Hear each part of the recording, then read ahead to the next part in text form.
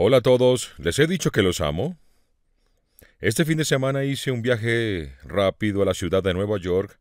Muchos saben que durante 15 años he servido en el Consejo Asesor del Presidente en Ruanda. De hecho, tengo un pasaporte diplomático. He ayudado a liderar en esa nación en entrenamiento de liderazgo y tenemos nuestra reunión anual en la ciudad de Nueva York, a la cual estaré asistiendo y después regresaré. Pero revisemos en dónde hemos estado en la serie. Empezamos hace 5 semanas una serie que llamé Temas que debes hablar con los niños. E hice 2 encuestas y les pregunté a padres y estudiantes ¿qué necesitas enfrentar? ¿Cuáles son los puntos conflictivos en tu vida? Y hemos visto los primeros 6 temas que dijeron que necesitaban escuchar. Y lo hemos estado haciendo en orden. La primera semana hablamos de no dejes que nadie robe tu identidad, porque cuando lo haces caes en la presión social. Hablamos de tu identidad en Cristo. La siguiente semana hablamos de cómo formar amistades saludables. Esa fue la segunda pregunta más popular en la encuesta. La tercera semana hablamos de comunicación con tus padres, tus hijos u otros, cómo tener conversaciones que cambian la vida, cómo hablar para que los demás escuchen y cómo escuchar para que te hablen a ti. La semana pasada dimos un mensaje sobre redes sociales, el impacto del teléfono inteligente y cómo ha cambiado el comportamiento de todos. Hablamos de 5 o 6 cosas que pueden ser una distracción en tu vida. Y después hablamos de 5 maneras para usar tu teléfono para la gloria de Dios. Ahora, si te perdiste el de identidad, amistad, conversaciones, redes sociales, necesitas regresar y escucharlos. El día de hoy vamos a ver la parte 5 sobre vivir tu fe. Esta fue la quinta pregunta más popular que pidieron para un mensaje. ¿Cómo vivo mi fe en la escuela, trabajo, vecindario o donde esté? Y hoy tenemos invitados especiales para ustedes. Quería que una pareja que tienen hijos en la escuela ahora, para que vinieran a hablar sobre esto, así que elegí a los padres de mis nietos. Tommy y Amy Hilliker vendrán en un minuto. La siguiente semana será nuestro último mensaje de la serie y hablaré del 6.º tema que nos preguntaron, ¿cómo manejas el acoso? Acoso para tu fe, tu raza, por cualquier cosa que sea diferente en tu vida. Hay muchas personas afuera que son malas y acosadores. Vamos a lidiar con cómo tratas eso la siguiente semana, pero esta semana hablaremos de cómo vives tu fe en el mundo real. Quiero que te pares y les den una cálida bienvenida de Saddleback a los pastores Tommy Hilliker y Amy Hilliker. Recibámoslos ahora.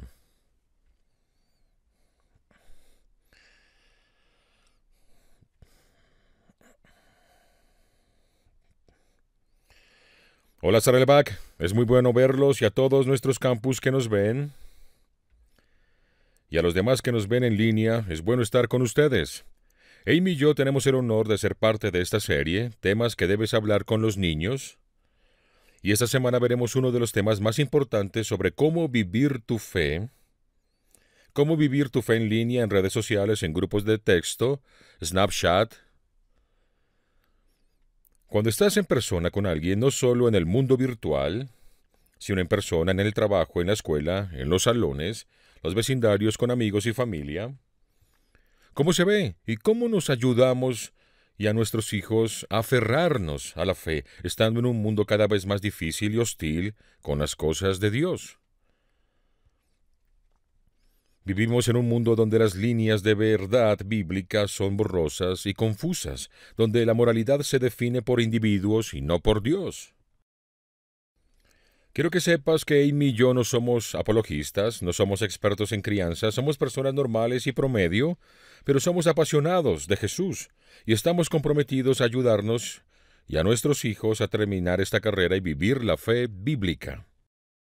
Aún entre la presión cultural, la vida, lo loca que es, el dolor, el secularismo, lo que pasa en la escuela y trabajo, cuando estamos presionados de todos lados, estamos comprometidos a seguir a Jesús. Así que quiero que sepas que vamos a compartir lo que hemos aprendido porque estamos en medio de esto. Y lo que aprendimos es que no tenemos todas las respuestas, pero estamos en medio de esto. Tenemos un hijo en la primaria, otro en secundaria y otro en preparatoria. Los tenemos en todas las edades y etapas. Hemos educado en casa, en escuela privada, pública, combinaciones de las tres. Hemos pensado en pasar bajo el radar y no llevarlos a la escuela. Lo hemos hecho todo. Y hemos llegado a la etapa en nuestras vidas con preadolescentes y adolescentes donde empezamos a esconder la comida, si sabes lo que significa. ¿Sabes de lo que hablo? Una caja de cereal durante 5.2 segundos en la casa. Pensé en crear una página de GoFundMe para alimentar a los hijos. Mis hijos. Pasamos tanto tiempo en el carro llevando a los niños a todas partes como lo hacemos en la casa. Amy es la mamá Uber, así que entendemos lo loco que es, especialmente con adolescentes y adultos jóvenes. Y sabemos lo que es vivir en el condado Orange, que está cada vez más sumergida en el cristianismo postcultural. Lo entendemos y comprendemos, y queremos ayudar a nosotros a aferrarnos a nuestra fe. Esta semana, mientras Amy y yo nos preparábamos para el mensaje, hicimos una encuesta de 60 familias de Saddleback, cerca de 75 niños, y les hicimos solo 2 preguntas a estos niños, que iban desde segundo grado hasta último año de preparatoria, y les preguntamos ¿qué desafíos enfrentas para vivir una vida de fe? ¿Y cómo podemos ayudarte? Nos llegaron muchas respuestas y quiero que sepas que Amy y yo, mientras dábamos el mensaje, citaremos a algunos de los adolescentes, las cosas que dijeron, porque queremos que escuchen su voz. Queremos que escuches que les está tomando el defender a Dios. La Biblia habla sobre una carrera, la de la fe. Y parte de ganar la carrera de la fe es tomar una posición de lo correcto, justo, honorable por Dios. Si ves en tus notas, en Isaías 7:9, la Biblia dice esto: si ustedes no se mantienen firmes en su fe, no podrán permanecer firmes en nada. ¿Qué tipo de fe se necesita para mantenerse firmes? ¿Para creer cuando nadie más cree?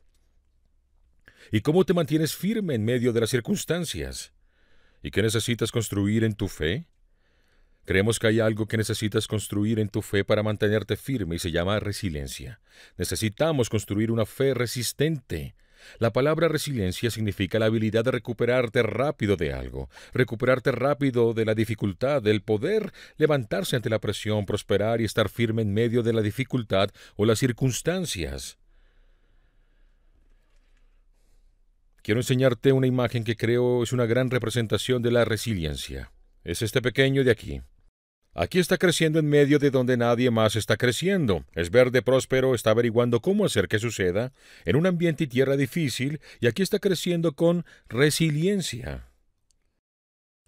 Hay muchos tipos de resiliencia en este mundo, pero la más importante es la fe resiliente que puede recuperarse, que puede sobrevivir bajo los tiempos difíciles, cuando todo se torna complicado.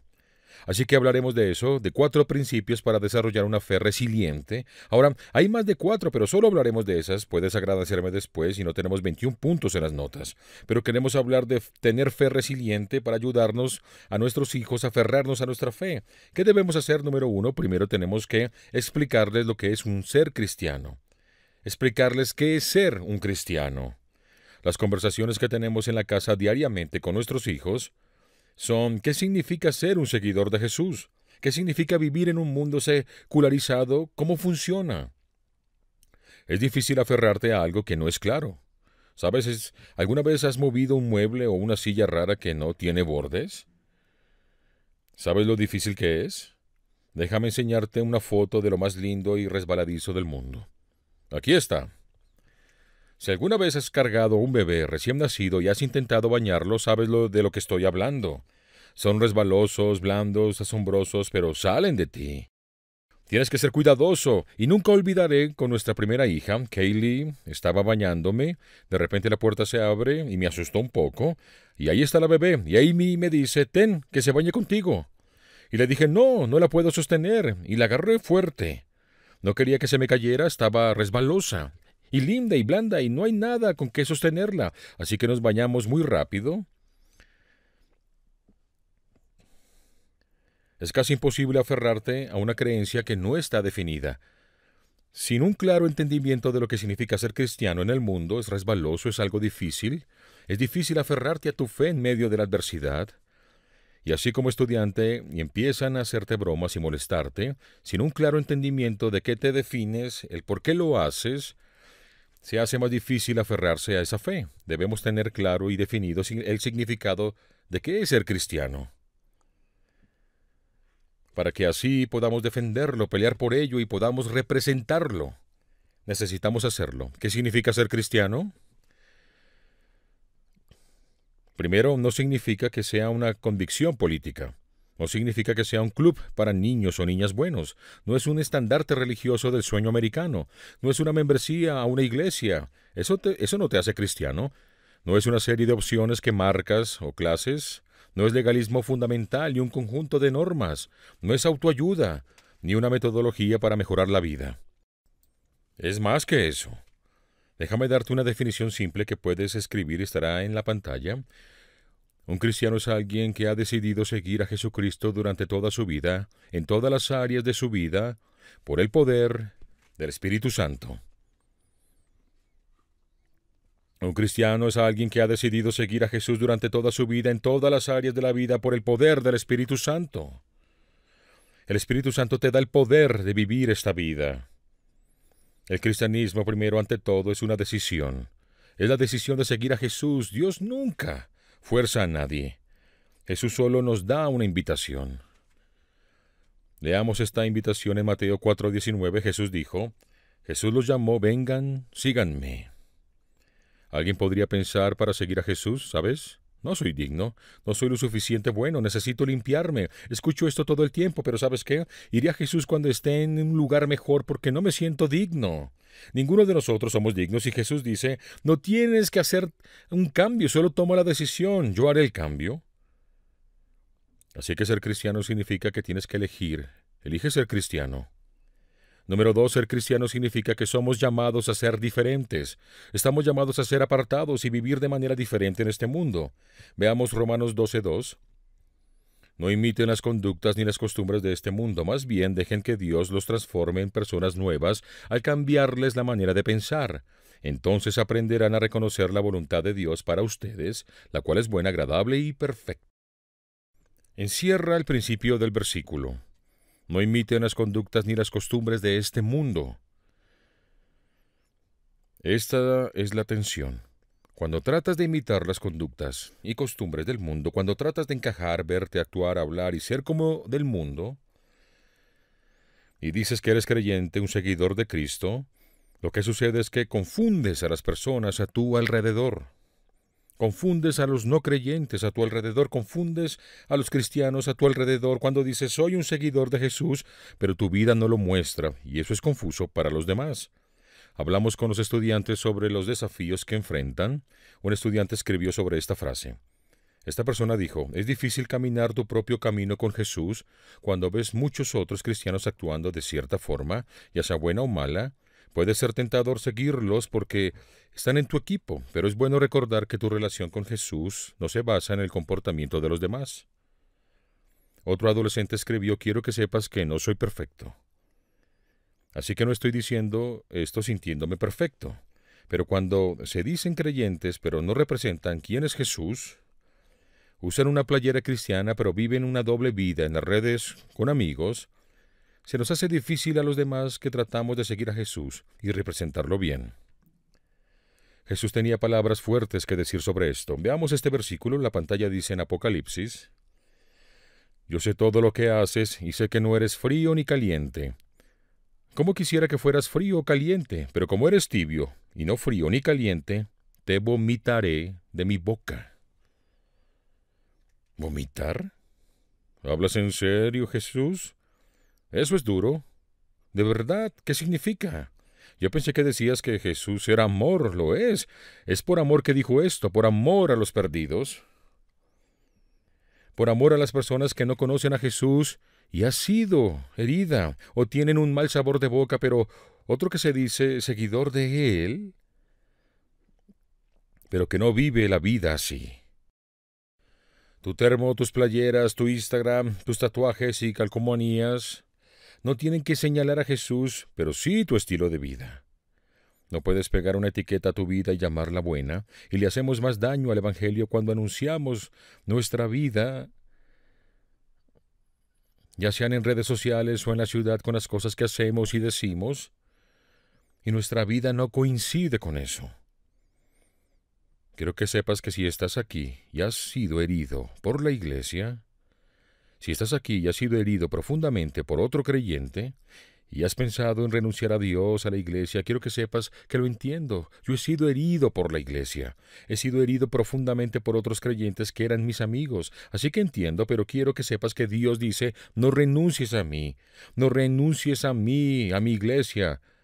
No somos perfectos en la iglesia, pero todos estamos tratando de vivir eso. Nuestro caminar con Dios debe coincidir con nuestro testimonio. Me encanta lo que dice San Francisco de Asís sobre esto. Prediquemos siempre el Evangelio y a veces utilicemos la palabra. No somos llamados a hacer algo más grande, sino para ser apartados. Y la Biblia tiene un nombre para esto. El nombre es embajador. 2 Corintios 5:20. Así que somos embajadores de Cristo, Dios hace su llamado por medio de nosotros. Hablamos en el nombre de Cristo cuando les rogamos vuelvan a Dios. Un embajador es un representante oficial a un país extranjero. Rick habló de cómo él es un embajador. Un embajador lleva a su país a donde quiera que vaya. Donde esté en un país extranjero representa a su país y representa al presidente o al gobierno de ese país. Y lleva consigo los valores de su país, lleva consigo la cultura de su país. Y a donde vaya como embajador está representando esa cultura. Tú y yo, dice la Biblia, somos embajadores de Cristo. A donde vayamos llevamos el reino de Dios con nosotros. Donde sea que nos paremos en la escuela, el trabajo o el supermercado, en restaurantes, en campus deportivos, en donde sea, cuando entramos a redes sociales, llevamos el reino de Dios y representamos a nuestro Rey siempre. Nosotros tomamos identidad de quién es nuestro Rey y lo representamos a Él, para que cuando nos vean como embajadores vean a Jesús. ¿Qué ven cuando te ven a ti? ¿A quién ven? ¿Eres un embajador? Si te dices creyente, lo quieras o no, llevas el reino contigo, a donde sea que vayas. Así que al tener estas conversaciones cruciales con nuestros hijos, les hablamos como si ser un cristiano es una opción. Fueron llamados a ser diferentes. No podemos hablar de lo que significa ser cristiano y no hablar del costo. Hay un costo, y el mundo en el que vivimos es cada vez más hostil al cristianismo. Habrá costos mayores. Muchos de ustedes están pagando un costo y yo también debido a eso. Es duro seguir a Jesús a veces. Puedes perder amigos, puedes perder relaciones por ello y pueden burlarse de ti. Necesitamos recordar que será duro y debemos esperar oposición. Dejemos de maquillarlo. Vivir por Jesús es duro. Puede ser duro a veces. Juan 15 dice esto, es lo que dijo Jesús. Si el mundo los aborrece, sepan que a mí me han aborrecido antes que a ustedes. Si ustedes fueran del mundo, el mundo amaría lo suyo, pero el mundo los aborrece porque ustedes no son del mundo, aun cuando yo los elegí del mundo. ¿Sabías eso? No eres del mundo. Has cambiado. Cuando naciste de este mundo. Y cuando te volviste un seguidor de Jesús, recibiste una nueva ciudadanía celestial. La Biblia dice que no eres de este mundo. Pero Jesús dice, aun cuando yo los elegí del mundo. Estuve en Baja Fish hace unas semanas, en mi segunda cocina. Amo ese lugar. Es tan bueno. Y alguien que había bautizado se me acercó, era guapo igual que yo. Siento que me veo al espejo cuando lo veo, es sorprendente. Y lo veo y le digo, ¿cómo te va? Y me dice, no, muy bien, y sus ojos se ponen llorosos y me dice, mi prometida y yo terminamos. Y yo, ay, ¿qué pasó? Lo siento, es terrible. Me dijo, mi vida con el Señor se ha hecho más fuerte desde que me bauticé. Y he estado siguiendo a Jesús y ella no lo conoce. Y me dijo, no puedo seguir contigo si sigues hablando de Jesús. Y si sigues yendo a la iglesia, debes parar o te dejaré. Y rompieron. Fue devastador y me dijo, la extraño y la amo. Pero amo más a Jesús. Y lo vale. Lo vale. Seguir a Jesús es una decisión, es un llamado a ser diferente. Y hay un costo con eso. Y necesitamos tener claro qué significa ser cristiano. Es lo primero que hay que hacer por nosotros, nuestros hijos. Debemos entrenarlos, hablar con ellos, que sepan que el enfrentar adversidades estará bien. Esto va a pasar, Jesús lo dijo. Lo segundo que necesitamos para desarrollar una fe resistente es Recuérdales que libramos una batalla espiritual. Como seguidores de Cristo debemos estar conscientes que estamos en una batalla. Lo diré otra vez, estamos en una batalla. Sé que nos ocupamos y lo olvidamos, pero como seguidores de Jesús estamos en una batalla. Y se acabará un día, pero ese día no es hoy. Hoy no es el día y necesitamos entender contra quién peleamos, porque no luchamos contra persona y necesitan entenderlo, peleamos fuerzas invisibles. Vean Efesios 6. Pues no luchamos contra enemigos de carne y hueso, sino contra gobernadores malignos y autoridades del mundo invisible, contra fuerzas poderosas de este mundo tenebroso y contra espíritus malignos de los lugares celestiales. Nuestra batalla es espiritual. Afecta cada área del mundo natural y se desborda a nuestras vidas. A diario, aunque no lo veamos, y las conversaciones que tenemos, lo que pasa en nuestras escuelas, la currícula que se usa, las decisiones del gobierno, hay fuerzas detrás de eso y debes entender que estamos en una batalla. Es una batalla que se libra por tu mente, tu corazón y tu alma. Y necesitamos estar conscientes y debemos unirnos para la pelea y estar dispuestos a tomar una postura por lo que importa. Y necesitamos recordar que no peleamos contra esta gente, no luchamos contra ellos, contra sangre y carne, peleamos contra el enemigo, contra fuerzas invisibles. Y debemos tomar una postura, necesitamos tomar una postura por nuestras convicciones del mundo, y necesitamos tomar una postura por una visión bíblica del mundo. Estar orgullosos de eso y no avergonzarnos. Necesitamos defender a Cristo cuando y donde sea sin importar el costo. Hay tantas voces peleando por tu atención y por tu corazón. Y parte de unirse a la batalla es oír la única voz que importa, y es la de Dios. ¿Hay un costo? Claro que lo hay. ¿Te va a costar algo? Puede ser popularidad, un ascenso, invitaciones a fiestas, tal vez un trabajo, tal vez más. No sabes el costo. No sabes a dónde va el futuro, pero Mateo 5:11 dice, Jesús dice esto, dichosos serán ustedes cuando por mi causa la gente los insulte, los persiga y levante contra ustedes toda clase de calumnias. Alégrense y llénense de júbilo, porque les espera una gran recompensa en el cielo. Si hablan mal de ti, te presionan y no entienden lo que hacen e intentan robarte, te acusan falsamente, bendecido eres por mí. Eres bendecido. Y dice, alégrense y llénense de júbilo. No es en vano. Dios dice, no es en vano, te recompensaré por esto. Por la vida que vives y la carrera que corres tendrás una recompensa. Así también persiguieron a los profetas que los procedieron a ustedes. Seguir a Jesús es duro, y que no te digan lo contrario. Ir contra la cultura y defender lo correcto será duro, pero no lo harás solo. Y como creyentes nunca lo hemos hecho solos. Ve en la pantalla Filipenses 1:29-30.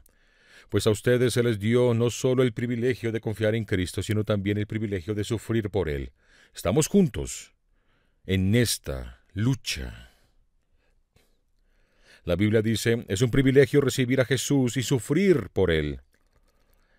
Y ese mismo privilegio de recibirlo y tener salvación es también el de sufrir. Y hay millones de seguidores de Jesús que han ido antes que tú y que yo y que lo han defendido. Contaron como privilegio sufrir por su nombre en toda la historia y tuvieron oposición, fueron ridiculizados y fueron golpeados, encarcelados. Los odiaron por su fe, pero no flaquearon.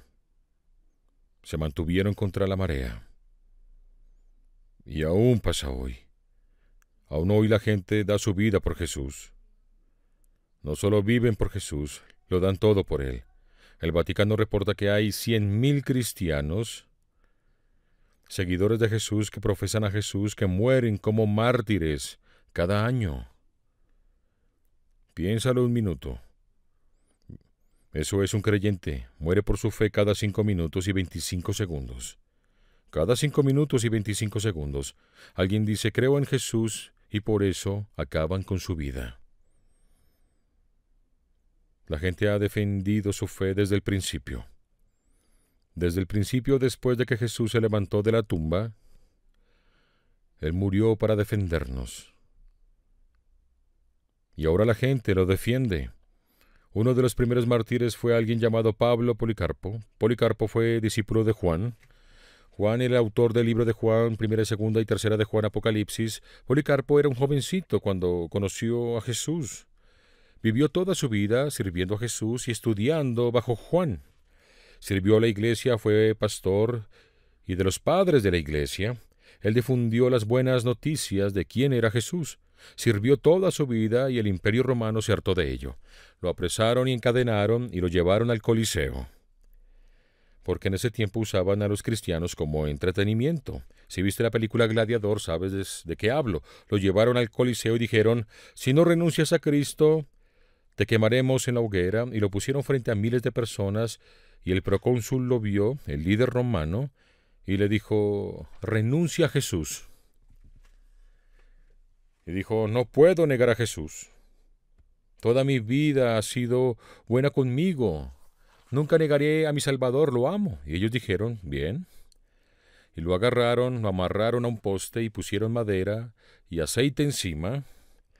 Lo iban a quemar, así que encendieron el fuego y se prendió por encima de su cabeza. Miles de testigos vieron lo que pasó. Lo que sucedió fue que el fuego no lo consumió. ¿Suena familiar Sadrach, Mesach, Abednego en el fuego? Y así amarrado dijo: no negaré a Jesús. Encendieron el fuego y se prendió a su alrededor sin consumirlo. Todos se quedaron ahí y estaban impresionados. Los romanos no sabían qué hacer, los oficiales estaban aterrados, lo veían y pensaban que se iba a quemar, pero no fue así. El fuego lo envolvía tanto que dicen que brillaba. Eso dijeron los testigos.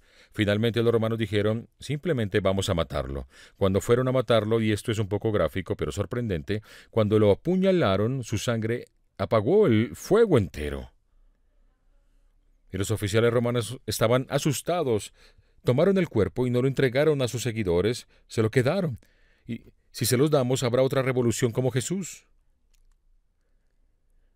Policarpo no fue el primer mártir. El primero está en el libro de Hechos. Era un hombre llamado Esteban. Esteban, en Hechos 7, predicaba sobre quién es Jesús, y la gente se enojó tanto con él. La Biblia dice que estaban tan enojados porque les decía de cuando Jesús vino, cómo murió y resucitó el tercer día, que lo agarraron y lo llevaron afuera de la ciudad, lo apedrearon, y cuando estaba a punto de morir,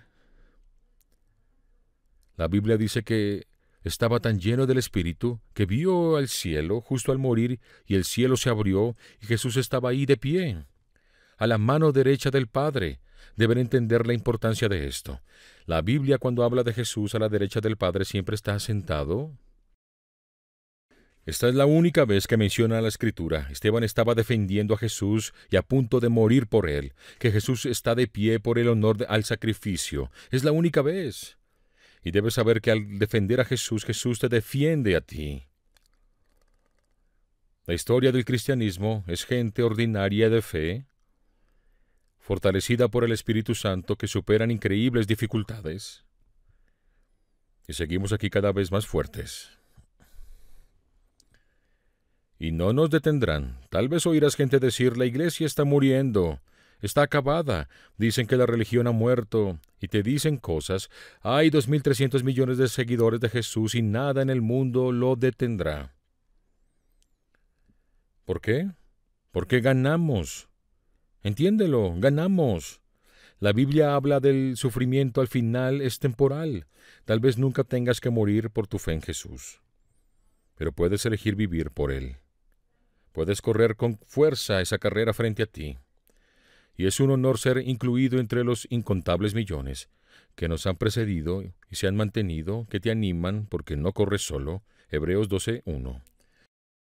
Por lo tanto, ya que estamos rodeados por una enorme multitud de testigos de vida de fe, quitémonos todo peso que nos impida correr, especialmente el pecado que tan fácilmente nos hace tropezar, y corramos con perseverancia la carrera que Dios nos ha puesto por delante.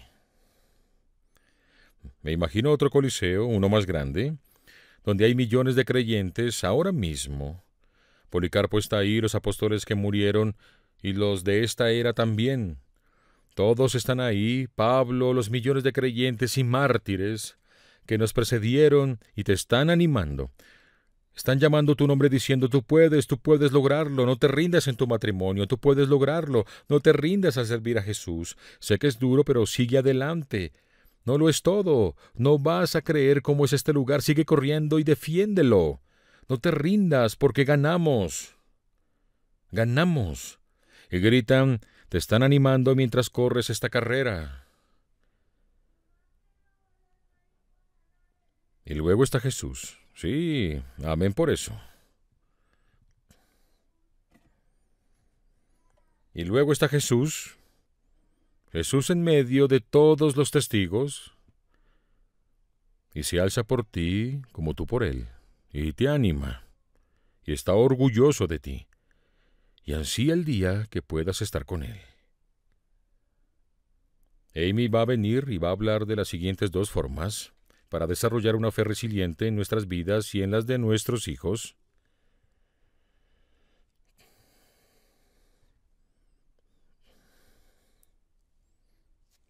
Y después de aclarar lo que significa ser seguidor de Jesús, después de encontrarnos con la cruz y decidir unirnos a la batalla de fe, el siguiente paso, claro, es el número 3. Entrénales. Debemos entrenarlos. Todo buen militar entiende que no se envían soldados sin entrenar al frente de la batalla. Queremos a las personas mejor preparadas mental, física y emocionalmente en el frente de batalla defendiendo al país y protegiéndonos. ¿No sería justo tomar un grupo no entrenado de hombres y mujeres y aventarlos a la batalla? Pero la verdad es que eso pasa con muchos de nuestros hijos y con nosotros. No estamos lo suficientemente entrenados para tratar con algunas de las crecientes ideas seculares que se están propagando por todo el mundo y nuestra cultura. Como iglesia y pueblo de Dios es nuestra responsabilidad y privilegio pasar a la siguiente generación de la fe, es nuestro privilegio pasarles la estafeta y enseñarles lo que sabemos. Es nuestro regalo, privilegio y responsabilidad.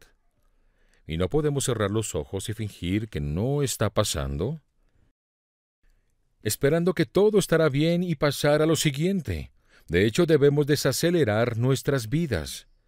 En mi experiencia, la razón por la que la gente no está consciente de la batalla ni de la lucha es porque está demasiado ocupada. No es que no les importe, sino que están en la rutina, en lo urgente, y yo soy igual, así que de pronto te preguntas, ¿cómo llegamos hasta aquí? Debemos desacelerar nuestras vidas y poner mucha atención al mundo hostil, tecnológico y secular de nuestros hijos. Estando en una cultura secular occidental y tecnológica debemos entrenarlos. Lo que estamos haciendo ahora no es adecuado, simplemente no lo es. Y como siempre, cada que estamos preparando un mensaje, Dios no solo nos deja dar el mensaje, también nos entrena. Y esta semana tuvimos muchas oportunidades con nuestros hijos de hablar de lo que están enfrentando. Fueron realmente tiempos de aventura como padres. Este viernes nuestra hija de prepa, Kaylee, me dijo, no vas a creer esto, mamá, necesitas sentarte. Y comenzó a contarnos la situación de cómo en su clase de historia su maestro trataba de explicar que en Estados Unidos ya no hay una libertad de culto ni de expresión. Esta era su perspectiva y decidió comprobar su punto, poniendo un video de un grupo de satanistas llegando a una reunión del municipado o del gobierno de la ciudad. Puso el video y este grupo de satanistas entró con sus vestiduras, cantando, rezando y por una situación les piden que se marchen. Ahí detuvo el video y les dice, ¿lo ven? En Estados Unidos pueden practicar el islamismo, cristianismo, mas no el satanismo. Por lo tanto, no tenemos realmente libertad de culto en este país. Y continuó diciendo, solo para que sepan, la religión está decayendo en los Estados Unidos y ahora el 75% de la gente es atea. No tengo idea de dónde sacó eso el maestro. Estábamos sentados conversando y diciendo, esta es la realidad y el tipo de pensamiento que se ha convertido en tendencia. Sí, es un poco extremo, pero es representativo. Tommy dijo que hablamos con niños y adolescentes este fin de semana. Algunas de sus respuestas fueron tan dulces. Lo que decían los de segundo grado y tercero fue tan precioso, pero las desgarradoras y aleccionadoras fueron las de los adolescentes. Quiero leerles 3 citas de estos adolescentes. Son un poco largas, así que tengan paciencia. La primera es la de alguien de 15 años. Dice, lo más difícil para mí es el aislamiento. Puedes esforzarte mucho para enfocarte y buscar a Jesús, pero cuando todos van en direcciones muy diferentes y que nadie te pida rendir cuentas es difícil. Es como un huracán a tu alrededor que va en muchas direcciones y te es muy difícil permanecer en el suelo. Quieres compartir la esperanza en ti, pero sientes rechazo y que la gente te ignore puede ser abrumador. La gente se confunde cuando sacas este tema. Eres un niño, ¿qué importa cuándo vas a morir? O si un tipo te salvó. Alguien de 17 años dijo, me es difícil compartir el Evangelio, actúo como si amara a Jesús, pero no comparto el Evangelio tanto. Creo que debo mejorar y adueñarme de mi fe. La vivo bastante bien, pero se me dificulta compartir. Alguien de 16 años dijo, me siento reprimido por el sesgo de los maestros y su visión del cristianismo. Lo secular está en la mente de alumnos y maestros y han decidido que la religión es falsa y no basada en hechos. Me hace sentir que lo que he creído no es substancial ni relevante. Nadie hace verdaderas preguntas de lo que les ha pasado. Las ideas y la moral que los maestros imponen nos enseñan cómo pensar, sino que pensar. A causa de esta realidad siempre siento una tensión, como una liga muy estirada a punto de romperse por la tensión. Con frecuencia llego a casa enojado y confundido. Quiero pelear porque mi liga se ha roto. La última de otro de 16 años dice, los maestros hacen comentarios malos de la iglesia o la religión y todos se ríen. Una vez un maestro comenzó a hablar de Saddleback haciendo suposiciones y burlándose de este lugar al que llamó casa. ¿Por qué mis creencias son tan atacadas en la sociedad cuando las tendencias de las redes sociales es la aceptación y la tolerancia? ¿Qué tipo de aceptación calla la voz de los cristianos? Oh, Dios mío. Seamos honestos, la mayoría de los adultos no nos sentimos entrenados, con mayor razón nuestros hijos. Nuestros hijos deben poder contestar la pregunta en qué creemos y por qué lo creemos. En qué creemos y cómo lo vivimos. Esta es la base de la visión del mundo y nuestro trabajo como padres adultos amorosos en sus vidas es ayudar a nuestros hijos a formar una concepción bíblica del mundo. J. Warner Wallace es un brillante apologista, dice esto de la concepción del mundo. La concepción del mundo es simplemente una visión del mundo que responde a 3 preguntas cruciales. Primero, ¿cómo llegamos aquí? Origen. ¿Por qué está todo tan deteriorado? Predicamento, ¿cómo podemos arreglarlo? Resolución. Cuando no les enseñamos esto, en una conversación desarrollada y bíblica de la realidad, estamos básicamente engañándolos y asegurándonos que no se aferren a su fe. Los estamos preparando para el ridículo y la decepción, porque no podrán pararse en esta cultura y expresar su fe. Barney Group hace un gran trabajo en investigación y encuestas cristianas. Hicieron una que dice que en la última década los adultos jóvenes entre 18 y 29 años que asistan regularmente a la iglesia, en cierto punto han desistido. Y la misma investigación muestra que el 36% de los mismos adultos sentían que no podían hacer las preguntas más importantes de la vida en la iglesia. ¿Pero cómo? Este es el lugar para hacer preguntas. Este debe ser el lugar seguro en el que pueden luchar con la fe. Las creencias mal definidas preparan a nuestros hijos para la desilusión cuando la vida no es como esperan. Esto pasa todo el tiempo, tenemos buenas intenciones, queremos que nuestros hijos se sientan bien con Dios y con la iglesia, pero a veces subestimamos el Evangelio y repetimos la clase demasiadas veces, sin darles una forma definida para que puedan ver. ¿No saben cuántos creyentes conozco que se han aferrado al mensaje de Dios tiene buenos planes para ti, como si fuera la meta principal? Y de repente cuando su vida se viene abajo o llegan dificultades, no pueden conciliar buenos planes con malas circunstancias, y eso les genera una crisis de fe. Y es verdad que Dios tiene buenos planes, pero es solo parte de la historia. ¿Ya están abrumados? Nosotros también. No están solos. La buena noticia es que vivimos en una era en donde tenemos más recursos disponibles de los que podamos disponer. Lo difícil es saber qué es lo bueno. Así que Tommy y yo hicimos una lista de recursos para ustedes. Es tan grande que no la pudimos dejar en sus sillas. Se usaría mucho papel, pero en las tarjetas frente a sus sillas. Si les interesa la lista de recursos que usamos cuando nuestros hijos eran bebés, hasta los que usamos ahora o para las familias con hijos universitarios, es una lista completa con música, podcasts, libros, páginas web y blogs. Escribe lista de recursos al reverso y se las haremos llegar esta semana. Pero hay otra información, hay tanta información que no tienen que descubrirla por su cuenta. Ustedes son el mejor maestro espiritual de sus hijos. Y porque me conozco y conozco a muchos padres, sé que eso asusta porque solo queremos dejar a los niños en la escuela dominical y esperemos que entiendan todo allá. Pero la realidad es que ellos no están en la iglesia lo suficiente, ellos solo están aquí unas horas por semana, eso sí vienes cada semana. No es posible que tus hijos desarrollen una fe pegajosa, que permanezcan con ellos toda la vida, con solo venir a la iglesia, aunque vengan a KSG o a un grupo pequeño, eso no será suficiente. Tú debes ser el maestro principal en la vida de tus hijos. Las ideas del secularismo occidental son como la bruja en Hansel y Gretel, con su casa hecha de dulces que atrae a tus hijos, pero sigue siendo una trampa. Debemos enseñar a nuestros hijos por dónde andar, qué camino tomar y cómo pensar. Rápidamente queremos hablar de 4 áreas para potenciar nuestro entrenamiento y estamos con ustedes con el tiempo real para potenciarlos. La primera es, debemos entrenar a nuestros hijos en la enseñanza fundamental de la fe. Debemos instruir a nuestros hijos a todo el consejo de las Escrituras, no solo a lo reconfortante de la Escritura como demanda. No censures a Dios. No estás ayudando al futuro de tus hijos al eliminar las áreas grises o sensibles.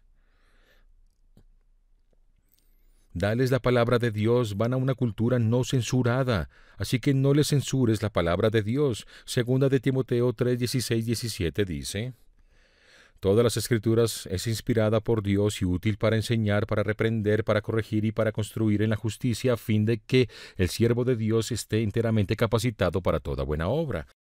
Mientras la sociedad sigue devastando la definición de la verdad, habrá mucho más de estas facciones híbridas de fe. Ahora que cada quien puede decidir lo que es la verdad, cualquiera es una autoridad y hay todo tipo de facciones de fe en donde eligen lo que les conviene en su vida. Me gusta esa doctrina y esa idea, sé que Jesús es amor, pero no me gusta eso.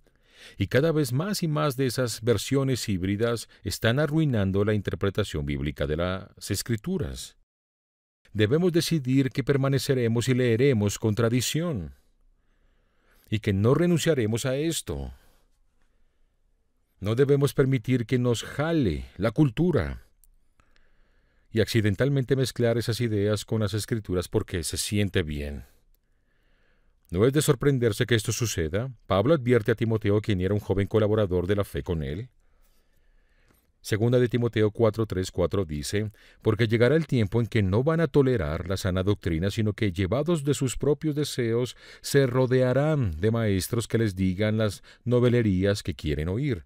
Dejarán de escuchar la verdad y se volverán a los mitos. Suena muy parecido a lo de hoy. Debemos tener claras nuestras creencias y credos, y si no sabes qué es un credo, el credo fue la respuesta de la iglesia primitiva del primer o segundo siglo, en donde se hacen enunciados: creo en Dios el Padre, creo que Jesús es su Hijo, y seríamos sabios al regresar a ellos. Al credo de los apóstoles, al credo niceno, esos credos nos ayudan a permanecer en las doctrinas, que son las creencias fundamentales del cristianismo. Debemos fortalecer nuestros entendimientos para contrarrestar las mentiras. Lo segundo que hay que hacer al entrenar a los hijos es en apologética. Es el arte y la ciencia de responder preguntas sobre el cristianismo.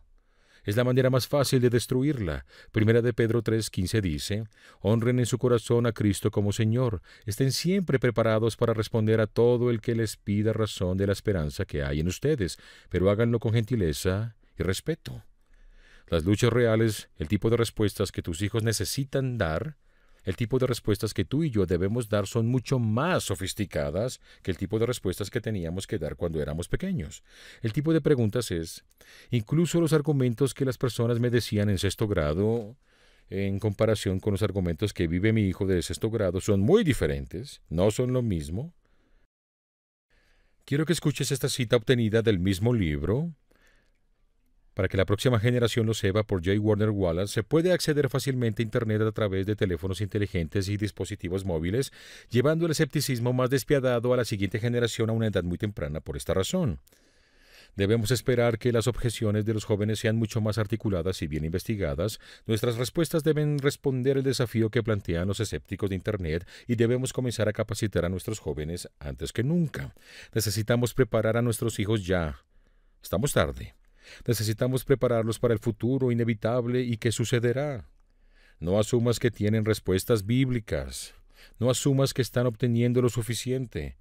Pero tampoco te espantes, porque hay filósofos, teólogos, pastores, líderes y escritores maravillosos que están influenciando con una tremenda cantidad de investigación, así que no tienes que saberlo todo. La tercera área en la que debemos capacitar a nuestros hijos es en pensamiento crítico y elaboración de preguntas. Seguir a Jesús no es una fe ciega. El cristianismo no es solamente una tradición de fe, es una tradición de conocimiento. Tenemos respuestas legítimas, razonables, lógicas y comprensibles que explican nuestra fe.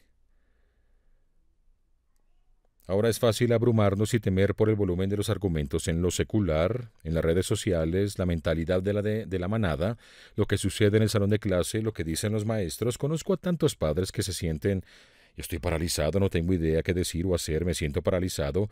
¿Deberíamos mudarnos a Montana? Nosotros bromeamos una vez por semana sobre mudarnos al medio de la nada.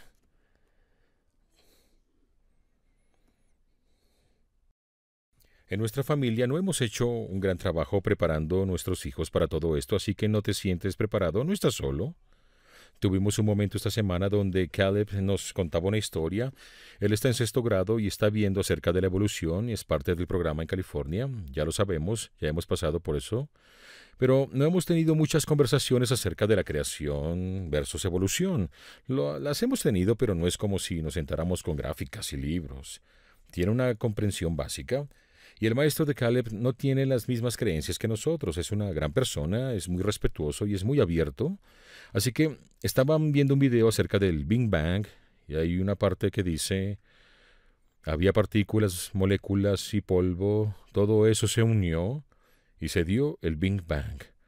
Caleb tuvo un momento, estaba sentado ahí, levantó su mano y su maestro se acercó y dijo, y él dice: ¿de dónde provienen todas las moléculas, átomos y partículas? Y el maestro lo miró y sonrió e hizo una pausa por un momento y dijo: la ciencia aún no lo descubre. Y Caleb regresó a casa a contarme. Yo estaba tan orgullosa, yo nunca le dije eso fue su pensamiento, no me llevó puntos de paternidad. Y le dije: esa fue una gran respuesta. Qué gran respuesta a esa experiencia, qué buena manera de hacer preguntas. Mamá, todo lo que yo quería decir era: yo sé de dónde provienen. El punto es lo poderoso de enseñarles a nuestros hijos a hacer preguntas. Enséñalos a hacer preguntas. Las personas mantienen sus creencias muy cerca, pero la mayoría de las personas tienen creencias no muy examinadas. Las abrazan fuerte y son muy apasionados al respecto. Pero muy pocas personas han tomado sus creencias por un camino lógico para descubrir a dónde conducen. Y todo lo que tienen que hacer es hacer preguntas de una forma amorosa. ¿En verdad? ¿Por qué crees que eso es así? ¿De dónde obtuviste esa idea? ¿Quién te dijo eso? ¿Cómo sabes que es verdad? Esas son preguntas grandiosas para enseñar a nuestros hijos, para lidiar con el tipo de ambiente en el que estamos. Honestamente, no van a tener todas las respuestas, pero si hacen preguntas, realmente ayuda. La cuarta área cuando capacitas a tus hijos es: nuestra fe no es solo lógica, debemos aprender a escuchar al Espíritu Santo, escuchar al Espíritu. Si amamos a Dios con nuestra mente, si lo amamos, pero estamos conectados sobrenaturalmente a Él a través de su Espíritu. El mapa secular de la realidad dice: No hay nada más allá de lo físico, de lo que puedo tocar, lo tangible, lo que puedo ver con mis ojos, de lo que puedo probar científicamente. Ese es el mapa secular de la realidad. En contraste, la visión bíblica dice, sí, esto es cierto, lo que ves es real, pero lo que no puedes ver dura para siempre, incluso es más real. Y cuando hablamos del Espíritu Santo hablamos de lo sobrenatural.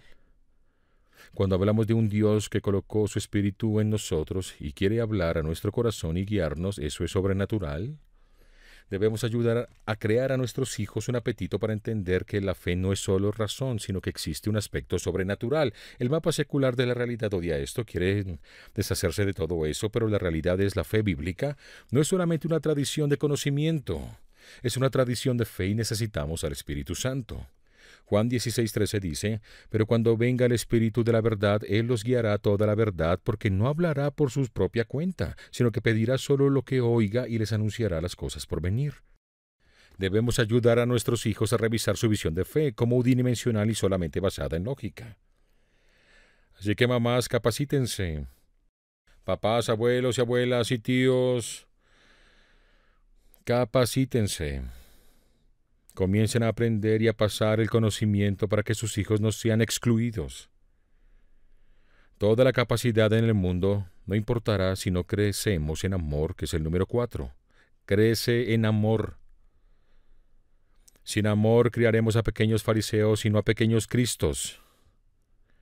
Así que para revisar nuestros corazones y nuestra habilidad para capacitar bien a nuestros hijos siempre debemos crecer en amor. Nuestra misión es el amor, pero creo que una de las razones principales de este éxodo juvenil de la Iglesia es una gran falta de amor radical. Sí, hay mucho amor en el mundo. Sí, las generaciones más jóvenes están muy interesadas, son realmente amorosas, tolerantes y amables. Las generaciones más jóvenes debajo de la generación del milenio, les importa la calidad, les importa la amabilidad, hablan ese lenguaje, hay un deseo general de ser amorosos. Pero sus definiciones de amor son erróneas, completamente erróneas. Para que podamos crecer en amor tenemos que ir con el autor del amor y dejar que Él lo defina. Primera de Juan 4:7-8 dice, queridos hermanos, amémonos los unos a los otros porque el amor viene de Dios, y todo el que ama ha nacido de Él y lo conoce. El que no ama no conoce a Dios, porque Dios es amor. La fuente del amor en todo el universo tiene que provenir de Dios. No hay más fuentes. Si es amor real y verdadero, es el amor de Dios. Y no hay otra fuente. Así que como Él lo creó, Él define lo que es. Él lo define.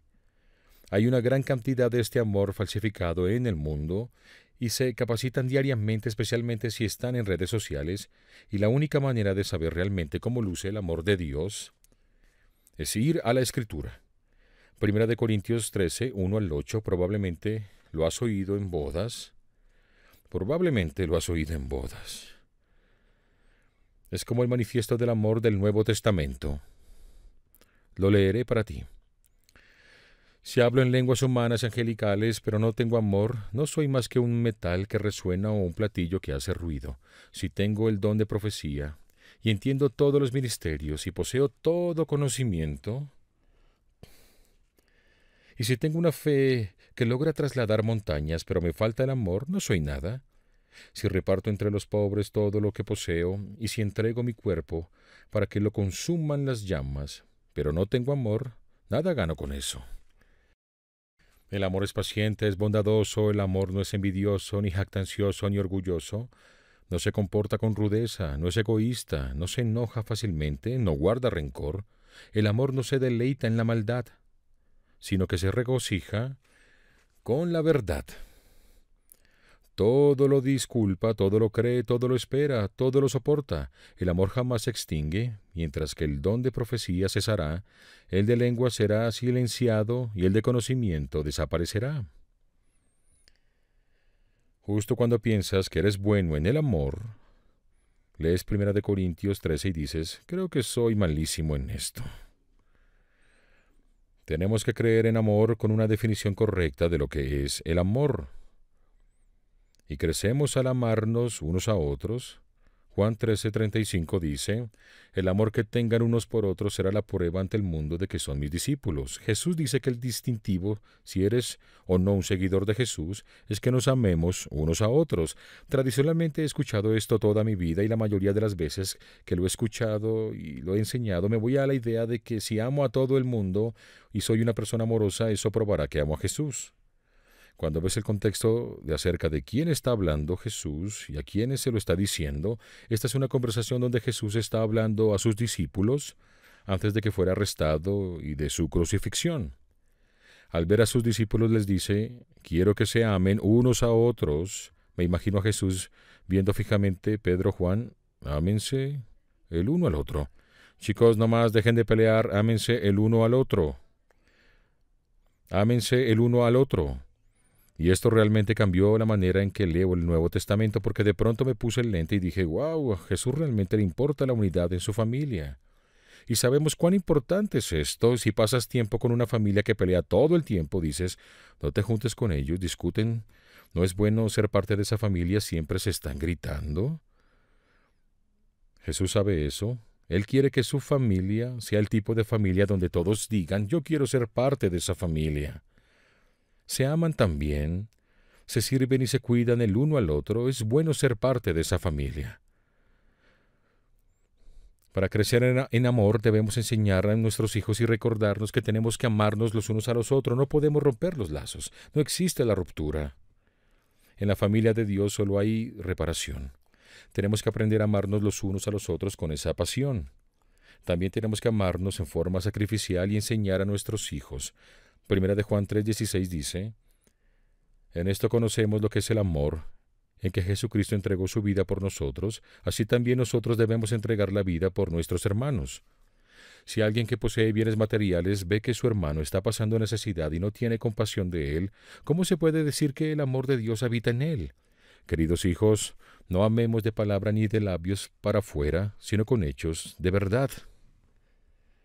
Y la Biblia nuevamente alza la barra acerca del amor. Esto es solo uno de los muchos versículos en el Nuevo Testamento que enfatiza la necesidad de amarnos los unos a los otros y de manera sacrificial y continua. Ser pacientes, amables, gentiles, dar la vida los unos por los otros, cuidarnos los unos a los otros, hablarnos con verdad, estar el uno para el otro. Y tus hijos necesitan saber que la iglesia y la familia de Dios son un lugar seguro. Y a no renunciar a eso. Necesitan saber que tú estás comprometido a amar a los creyentes a tu alrededor para que ellos crezcan y amen a los creyentes a su alrededor. Este llamado a crecer en amor es una barra muy alta. Pero podemos hacerlo. Tenemos el poder del Espíritu Santo, y Dios siempre planea darnos primero lo que requiere de nosotros. Así que Dios nos llenará de amor antes que nos lo pida. Él siempre está listo para derramar primero sobre nosotros y luego nos dice, voy a amarte completamente, ahora quiero que vayas y ames a los demás. Tenemos que ayudar a nuestros hijos a entender que su rol no es cambiar el mundo. Su rol en el mundo es traer el amor y la bondad de Dios a donde quiera que vayan.